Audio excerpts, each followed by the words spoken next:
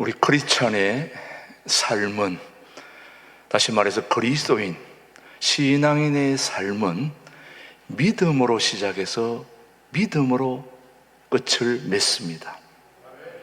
다시 말씀드리면 우리 모든 신앙인들의 삶은 믿음으로 시작해서 믿음으로 마치는 것이 우리 크리스찬의, 그리스도인의 삶이 되는 겁니다. 그래서 하나님은 우리의 믿음을 보시고 그 믿음에 따라 역사하시는 우리 하나님이십니다. 그렇다면 당연히 우리의 관심은 믿음을 굳세게 하는 것입니다. 우리의 관심이 믿음이라면 그 믿음을 굳세게 하지 못하는 사탄의 관심도 무엇일까요? 믿음인 것입니다. 우리의 관심은 믿음을 굳세게 하는 것이고 사탄의 관심은 믿음을 굳세게 하지 못하게 하는 것입니다. 그래서 사탄은 우리의 믿음을 공격합니다. 무엇을 공격하느냐? 사탄은 우리의 형편과 사정을 너무나 잘 알기 때문에 우리의 환경을 어렵게 만듭니다. 우리의 환경을 어렵게 만들어서 믿음이 굳세어지지 못하게 하는 거죠. 예수님의 수제자인 베드로도 사탄이 믿음의 공격을 했습니다. 환경을 어렵게 해서 기도하지 못하게 하고 찬양하지 못하게 하고 말씀을 듣지 못하게 하는 그 집요한 공격을 사단이 하게 되는 겁니다. 그렇다면 우리도 마찬가지, 우리는 믿음이 굳세어지는 것이 우리의 주된 관심이라면 사탄은 여전히 우리의 믿음이 굳세어지지 못하도록 계속 집요하게 공격하게 만드는 것입니다. 그 믿음을 약하게 만들기 위하여 사단은 베드로가 예수님을 3번이나 부인하게 만들었습니다. 여러분 알다시피 베드로가 예수님을 그렇게 부인할 사람이 아닙니다. 수제자이고 그렇게 예수님을 따르던 베드로가 어떻게 예수님을 3번씩이나 부인할 수 있습니까? 그런데 부인할 수밖에 없는 환경을 누가 만드는 겁니까? 사단이 만든 겁니다. 우리는 생각합니다. 어떻게 베드로가 3번씩이나 부인을 해?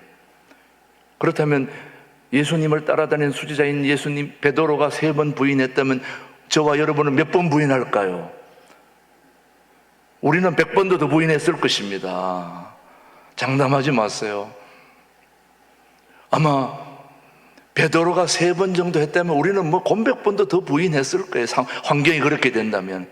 그래서 예수님이 베드로를 위해서 기도했습니다. 오늘 누가복음 한번 예수님이 중보 기도한 내용을 들어보십시다.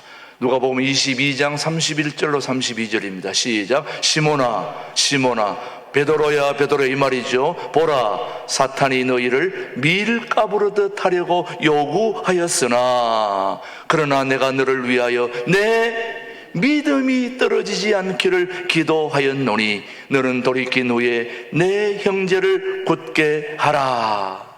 지금 예수님이 베드로의 무엇을 위해 기도했습니까? 믿음이 떨어지지 않기를 기도했습니다. 하나님의 관심은 저와 여러분의 믿음이 떨어지지 않기를 기도하고 지켜주시는 것입니다. 물가가 떨어져도 믿음이 안 떨어져야 됩니다. 부동산 시세, 아파트 값이 떨어져도 우리의 믿음이 안 떨어지면 괜찮아요. 그런 거 다 떨어졌는데 우리의 믿음까지 떨어진다면 그건 큰 사단이죠. 저는 우리 신광두레교회 교우들이 물가, 부동산, 아파트 모든 시세가 다 떨어져도 저는 여러분의 믿음이 떨어지지 않게 되길 바랍니다. 여러분의 믿음이 살아있는 한 이 모든 걸 다 잡을 수 있는 것입니다. 우리 교회가 부채를 많이 안고 있는데 이번에 금리가 5%가 상승했습니다. 이건 떨어졌다는 얘기거든요. 오히려 우리에게 그 금리가 5% 올랐어도 저는 우리의 믿음이 떨어지지 않게 되기를 원하고 있습니다. 우리의 믿음이 떨어지지 않는 한 그 모든 것은 우리가 얼마든지 감당할 수 있다고 저는 믿습니다. 오늘도 하나님의 관심은 베드로의 믿음이 떨어지지 않기를 바란다면 오늘 여기 계신 저와 여러분의 믿음도 떨어지지 않게 되기를 바라고 있지 않겠습니까? 믿음이 살아있다면 문제가 되지 않습니다. 믿음은 능력입니다. 믿음은 능력입니다. 믿음만 있다면 어떤 어려움도 헤쳐나갈 수 있습니다. 어떤 난관도 돌파할 수 있습니다. 하나님의 관심은 우리의 믿음이 떨어지지 않도록 지켜주는 것을 넘어서서 우리의 믿음을 강하게 연단되기를 원하십니다. 그게 우리 주님의 마음입니다. 그 과정에서 우리의 믿음이 연단되어 성장하도록 우리를 시련의 환경으로 몰아가십니다.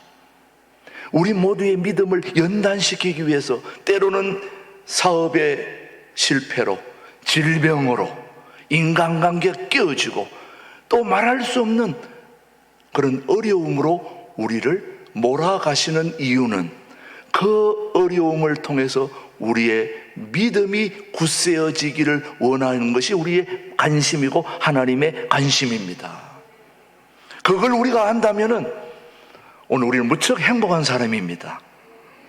어떤 시련과 어떤 질병과 어떤 힘든 과정을 만나도 우리의 믿음을 연단시키기 위한 하나님의 스케줄 속에 우리가 들어있다면 우리 모두는 무척 행복하다는 말씀이에요. 고민할 필요가 없는 거죠. 염려할 필요가 없는 거죠.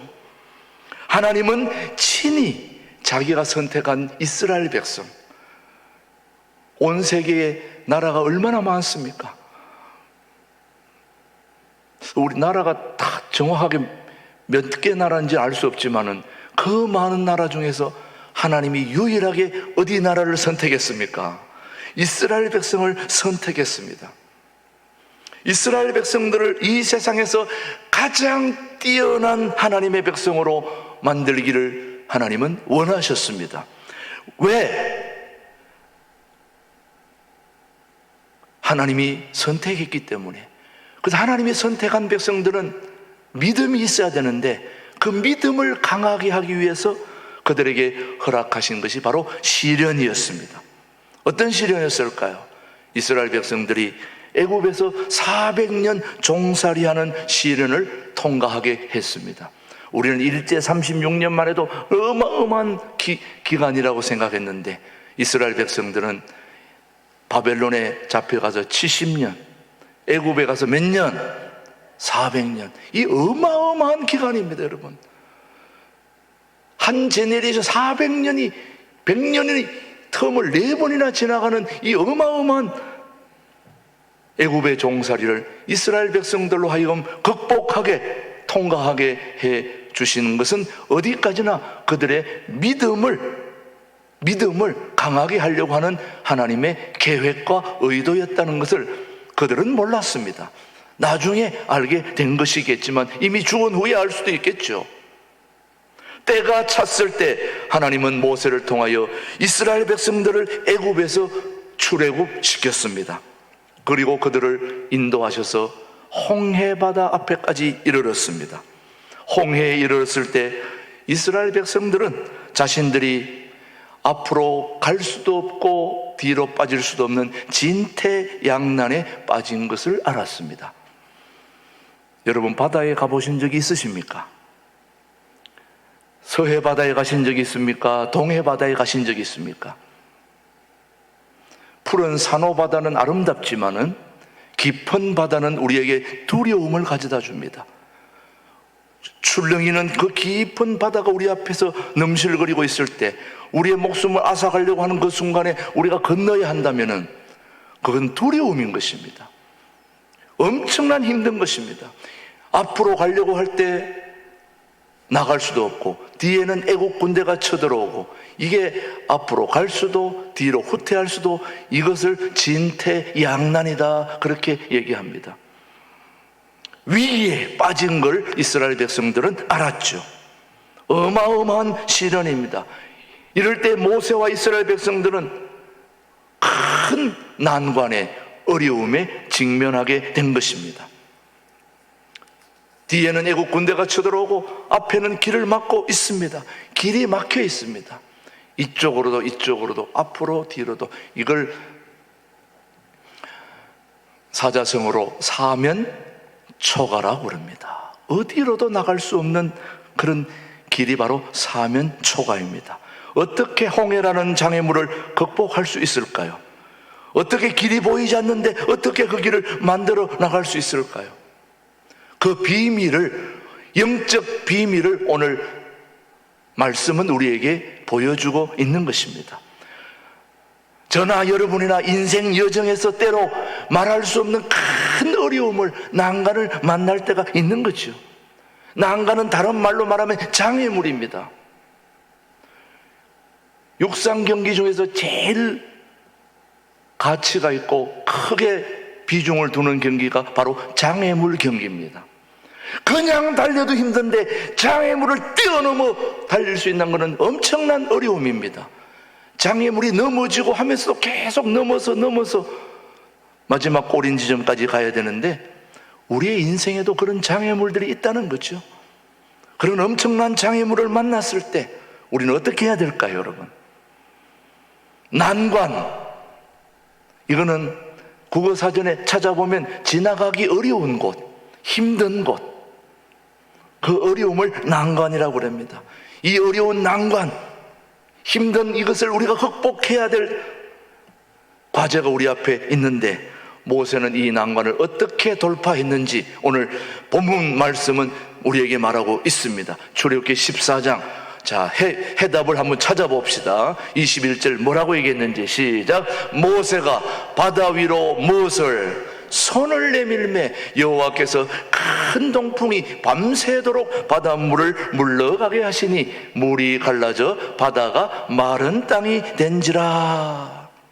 자, 홍해바다 앞에서 이 엄청난 난관 앞에서 돌파구를 어떻게 열었습니까?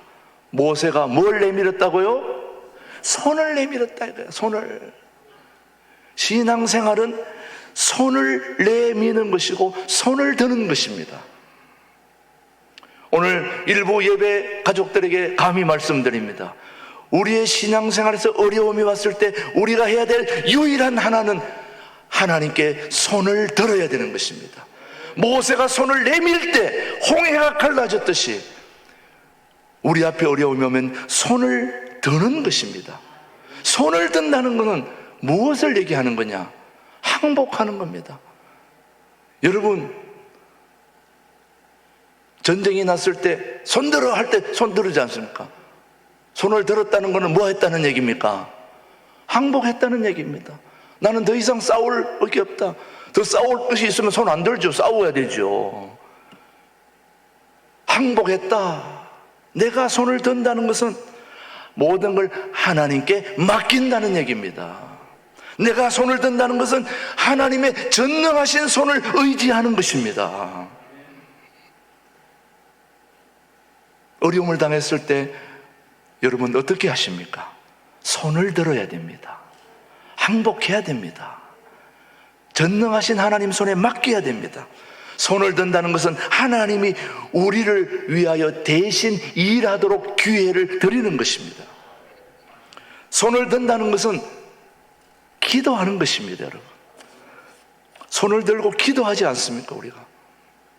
그냥 기도해도 되지만 하나님, 어려운 일이 당하면 막 손이 올라갑니다. 하나님, 이거 어쩌게 하시겠습니까? 막 손을 들지 않습니까? 하나님께 우리의 무거운 짐을 내려놓는다는 것을 의미하는 게 손을 든다는 것입니다.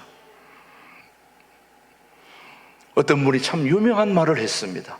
우리가 꼭 기억하면 좋겠어요. 우리가 일하면 우리가 일하는 것이지만 우리가 기도하면 하나님이 대신 일하신다. 참 좋은 말 아닙니까, 여러분? 내가 일하면 내가 일하는 것이고 내가 하나님 앞에 기도하면 하나님이 나를 대신해서 일하신다. 얼마나 기가 막힌 말입니까? 여러분이 일하면 그냥 여러분이 하는 일이에요. 잘 되든 못 되든 여러분이 책임져야 되는 일입니다. 그러나 우리가 하나님 앞에 손을 들고 기도하면 하나님이 나를 대신해서 일하는 거죠. 어떤 게 효과적이겠습니까? 어떤 게 효율적이겠습니까? 우리가 기도하면 하나님이 우리를 대신해서 일해 주시는 거죠. 그 방법이 좋지 않을까요? 저는 그 방법을 택하겠습니다. 여러분은 어떤 방법을 택하실까요? 하나님이 명하신 대로 어려움을 극복하는 길이 열리도록 손을 들 때 꼭 알아야 될 것은 인내할 줄 알아야 됩니다. 전능하신 하나님은 우리가 기도한다고 해서 순식간에 어려움을 극복할 수 있도록 길을 열어주시는 것이 아닙니다.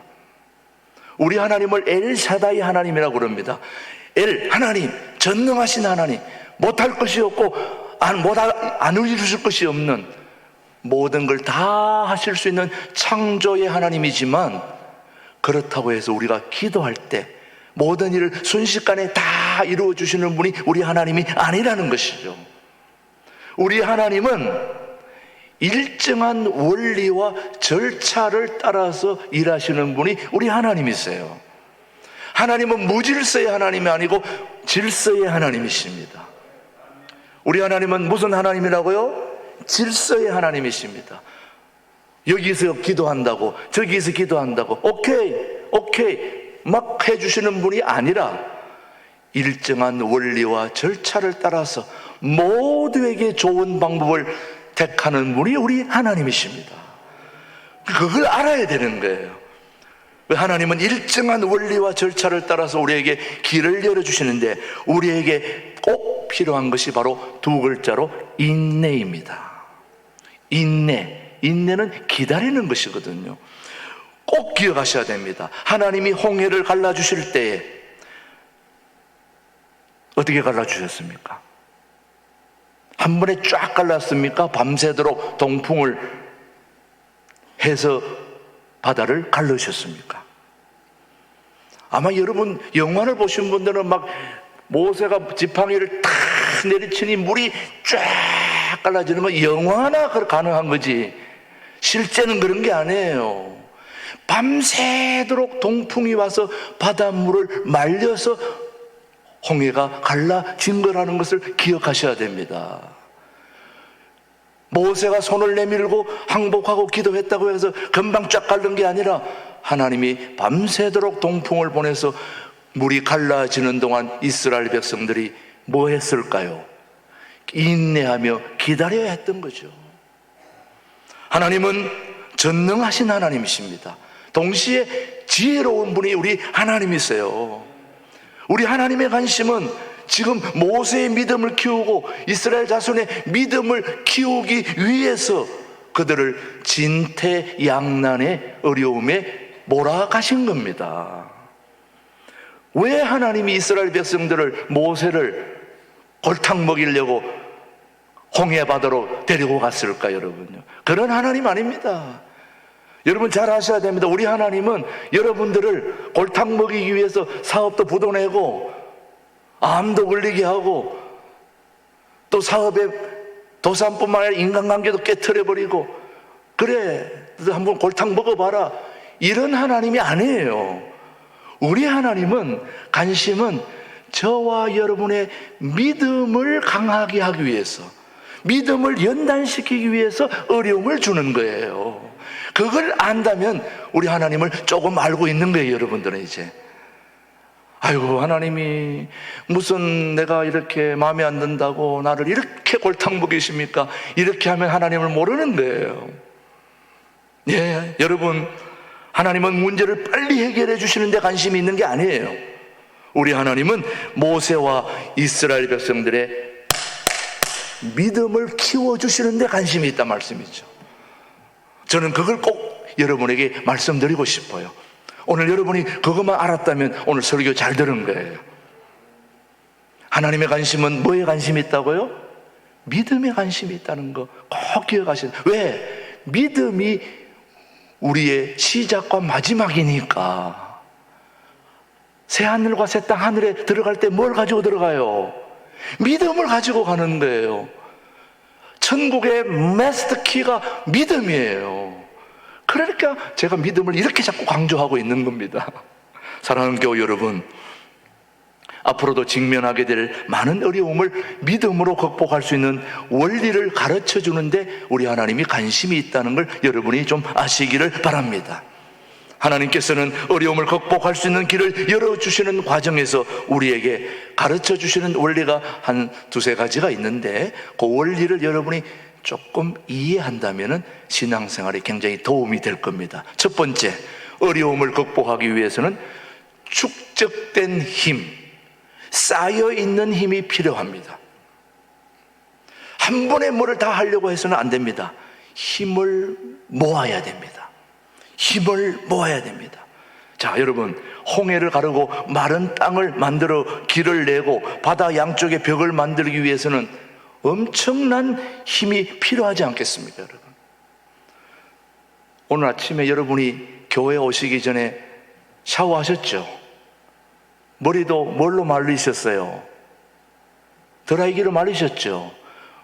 머리 수건으로 닦고 물기 조금 남은 것도 말리기 위해서 드라이기를 얼마나 흔들어댔어요. 그 물기 바닷물 말리려면 얼마나 흔들어대야 될까요, 여러분? 한번 생각을 해보세요. 드라이기도 머리를 이렇게 흔들어대는데 그 엄청난 홍해바다를 동풍으로 말리기 위해서는 얼마나 힘이 필요할까요? 우리 하나님은 축적된 힘, 쌓여있는 힘이 모여있을 때 그 힘을 통해서 역사를 해 나가시는 분이 우리 하나님이시다는 거예요. 자, 한번 생각해 보세요. 이스라엘 백성들이 애굽에 내려갈 때 요셉이 처음 내려갔을 때 식구가 70명이었습니다. 70명의 식구가 애굽에 내려가서 400년이 지나는 동안 남자만 60만이 됐어요. 아내와 자녀들 다 합치면 200만, 300만이 400년 동안 불어났어요. 엄청나게 불어났죠, 여러분요.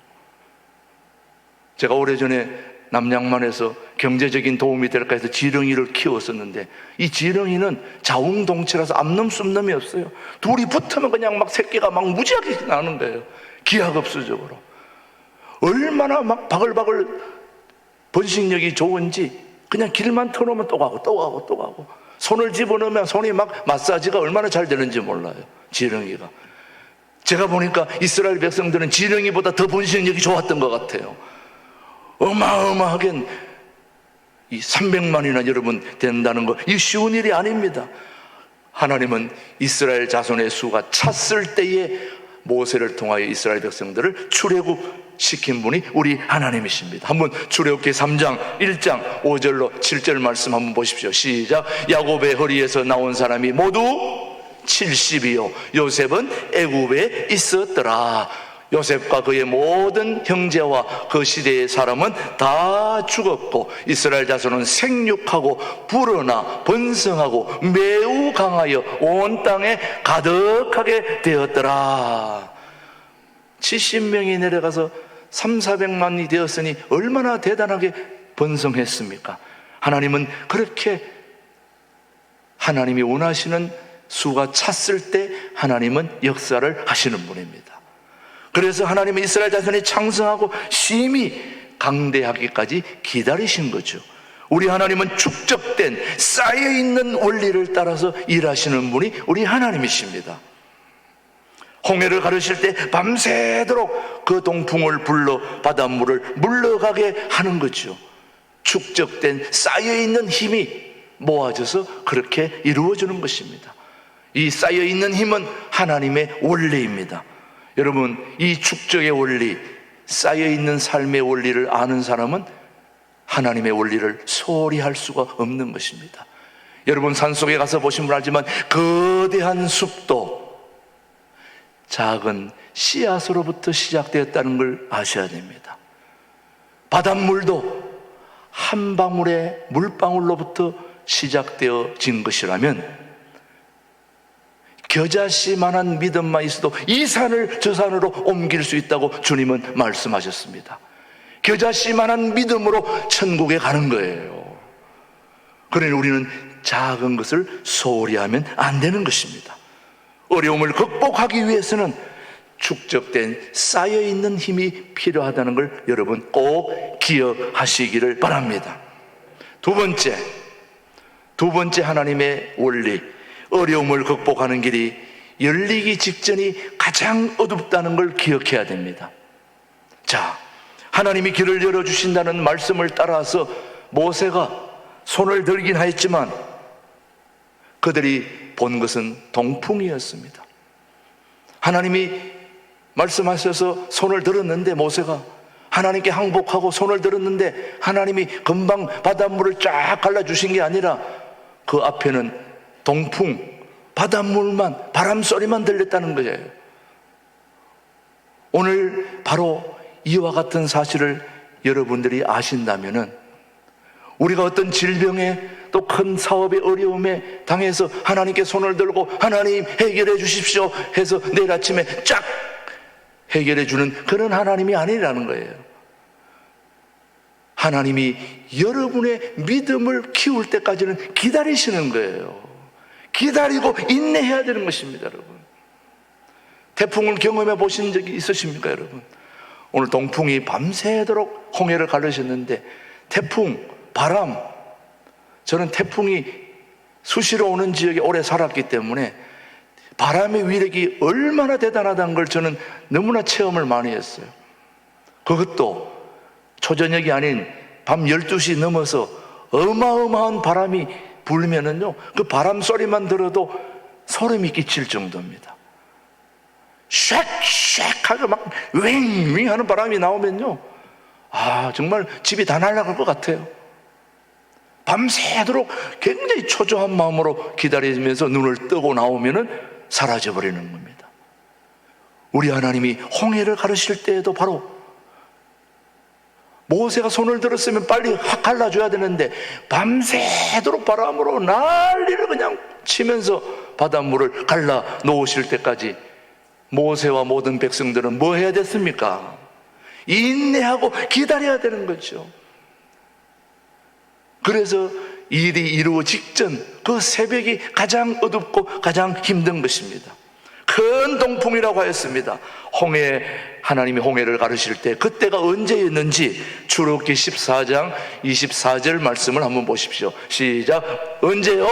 새벽에 여호와께서 불과 구름 기둥 가운데서 애국 군대를 보시고 애국 군대를 어지럽게 하시며.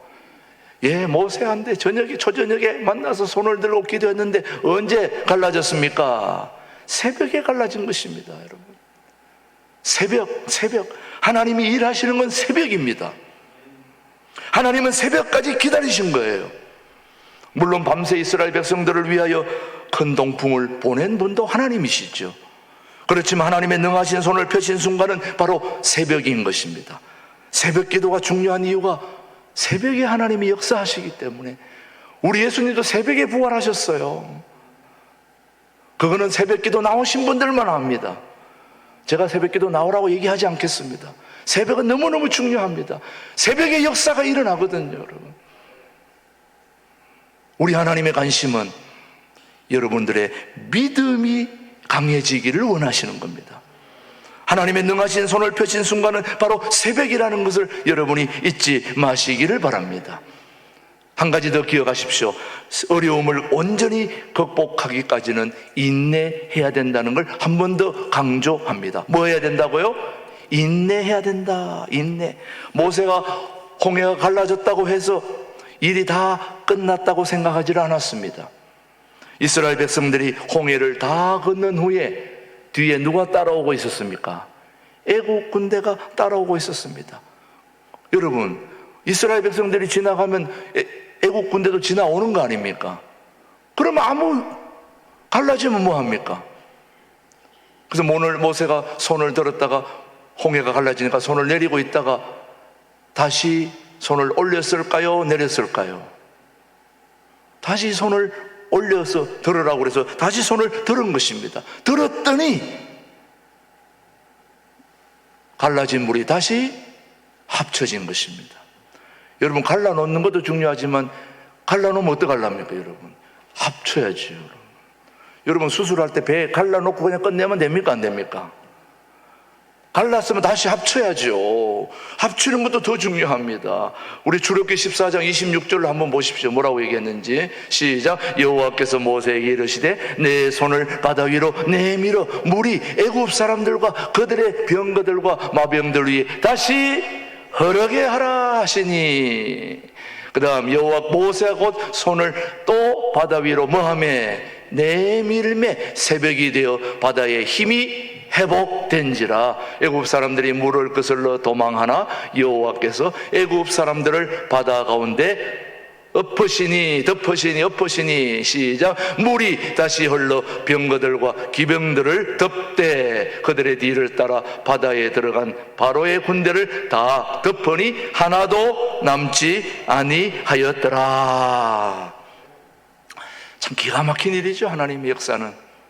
하나님은 오랫동안 인내하시다가 한순간에 일을 이루시는 분이 우리 하나님이십니다.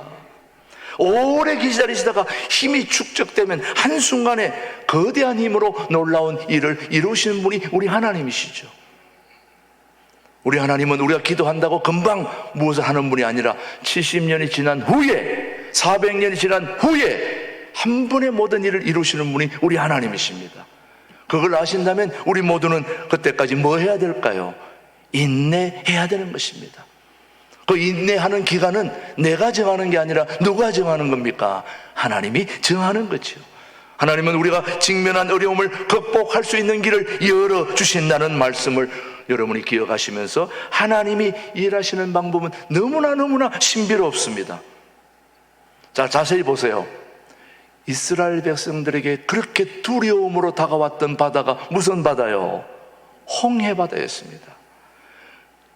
이스라엘 백성들에게 홍해는 엄청난 장애물이었습니다. 그리고 그들이 넘지 못하는 너무너무 큰 난관이요 어려움이었습니다. 그런데 그것이 그들에게 구원의 길이 될 줄을 누가 알았겠습니까, 여러분? 저는 이 생각을 하면은 너무너무 극적이에요. 저는 우리 신광두레 교회가 이렇게 어려운 일을 당해서 이단에 넘어갈 뻔한 그런 위기 속에서 하나님이 우리를 건져주지 않았습니까, 여러분? 오히려 그것이 우리에게 구원이 될 줄을, 부흥이 될 줄을, 하나님의 역사가 될 줄을 누가 알았겠습니까, 여러분? 그렇게 엄청난 난관인 홍해 바다가 오히려 이스라엘 백성들에게 기가 막힌 구원의 길이 될 줄을 그들이 감히 알았겠습니까, 여러분? 애국 군대를 다 바다로 덮으시고 이스라엘 백성들에게 길을 열어주시는 살아계신 하나님은 오늘도 저희와 여러분들의 사업 실패와 또 온갖 질병들과 또 인간관계의 깨어짐과 그 어떤 어려움도 오히려 그것이 여러분에게 어마어마한 축복의 통로가 되고 복이 된다는 걸 누가 알겠냐 이 말이에요. 대단한 하나님의 역사죠, 여러분. 오늘 제가 설교한 걸 여러분이 잘 알아들으셨는지 모르겠어요. 제가 열심히 설명했지만은 여러분이 얼마나 알아들었는지 알 수는 없지만은 오늘 우리 하나님의 관심은 여러분을 골탕 먹이려고 하시는 하나님이 아니라 어려운 일을 통하여 우리의 믿음이 연단되고 믿음이 강해지는데 우리 하나님의 관심이 있다는 걸 아시고 우리 모두 손을 들어 하나님 앞에 나아갈 때 하나님은 그 손을 보시고 우리 대신 하나님이 우리 교회와 여러분의 가정과 모두를 가장 좋은 길로 인도해 주실 줄을 믿습니다. 기도하겠습니다. 하나님 아버지 감사합니다. 오늘은 어려움을 극복하는 믿음을 살폈습니다. 어려움을 극복하게 하시는 하나님께 손을 내밀게 하시고 인내하며 끝까지 기다려서 하나님의 역사를 바라보는 우리 교우들 다 되게 해 주시옵기를 예수님의 이름으로 기도드립니다. 아멘.